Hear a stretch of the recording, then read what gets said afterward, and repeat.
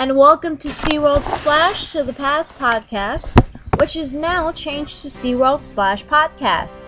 Yes, we have shortened our name just a bit, but it's still the same fun podcast with your favorite Splash team.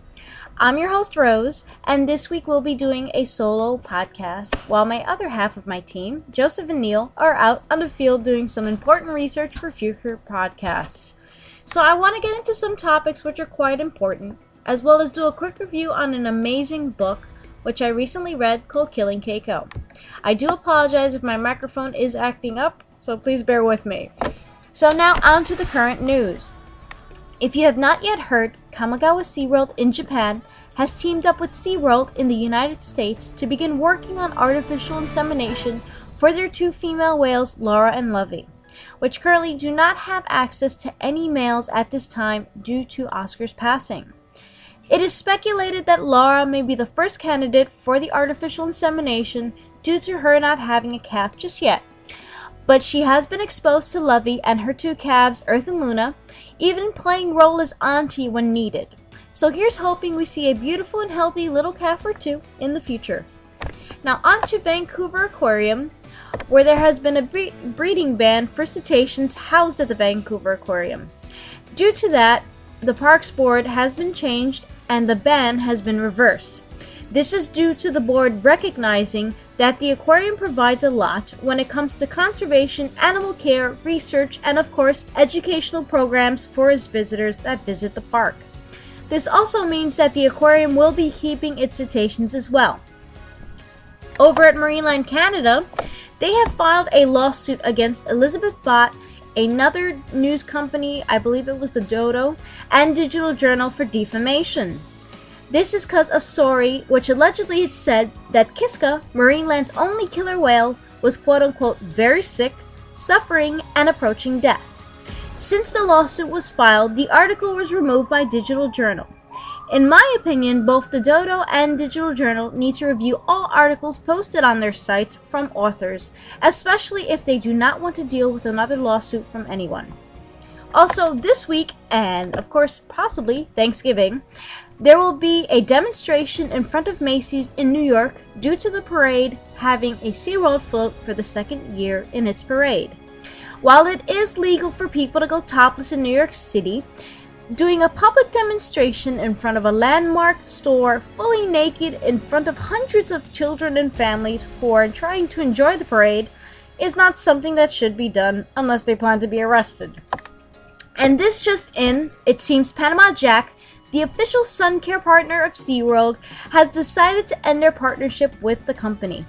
But even though there are rumors flying about that this is quote-unquote due to the Blackfish effect, it is actually due to the long-time contract being up.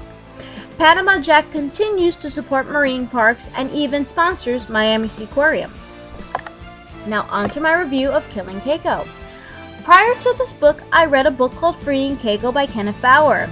It was quite good and explained a lot about Keiko's daily life from Oregon Coast Aquarium to Iceland and the years that followed up to his death. Now, Killing Keiko was written by Mark Simmons, who worked exclusively with this animal. While this book is quite similar to Freeing Keiko, there is more in-depth details about Keiko's daily life in Iceland.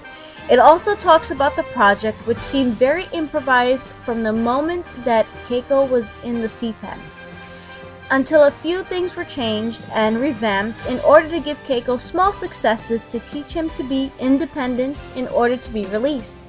However, as Keiko progressed in training, funding for the project dropped, and a lot of people, including some trainers, had to leave the project, and once again, a lot of the project was rushed to get Keiko free, and it didn't set Keiko up for success, but in fact, release at all costs was what the project became. This included one very terrifying incident when it came to a specific outing with Keiko. Throughout the book, you can see that illness comes in and out of Keiko's life, as well as many other things, including mistakes that were made, which actually made me think a lot about Keiko, and also about us humans. Even though we do have the best intentions, sometimes even the best can turn into something like a death sentence, even if we do mean well. Now, I won't spoil the book for you, But I personally suggest that you do take a moment and read Freeing Keiko by Kenneth Bauer and Killing Keiko by Mark Simmons, and really take a second and reflect and judge for yourself that in this day and age, did we do the right thing for this animal? Well, everyone, thank you so much for listening to the podcast. And if you have any questions, any comments, topic suggestions, and of course, requests, please feel free to give us a call, text, or even leave us a message at 619-512-3847.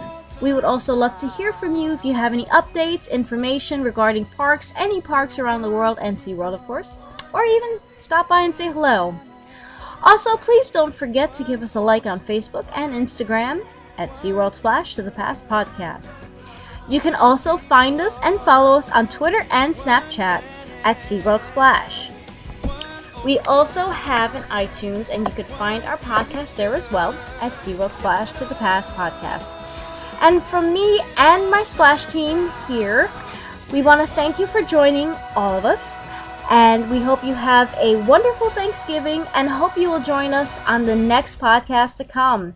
Splash you later!